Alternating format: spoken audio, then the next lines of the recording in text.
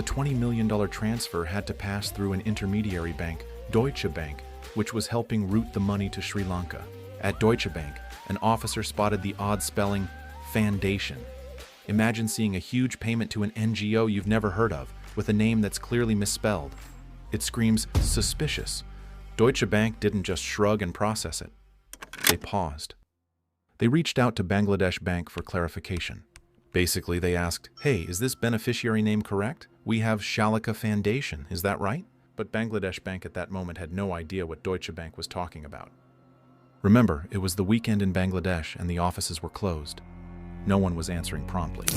The hackers had counted on that silence, but in this case, the silence worked against them. The request was now in limbo, awaiting confirmation. And because Deutsche Bank raised a red flag on that typo, the $20 million did not immediately go through. In fact, it was stopped entirely before it could reach the fake foundation. The typo had effectively tripped the wire. Now the dominoes started to fall.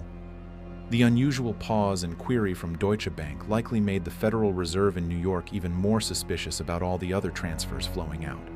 On top of that, by this time, a number of the hackers' transfer requests, totaling around $850 million, had been flagged and held back by the Fed for manual review.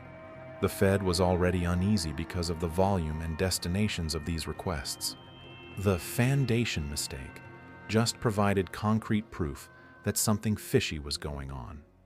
Early the next week, when Bangladesh bank officials finally saw the messages and the printer belatedly spit out the records of what had been happening, panic hit.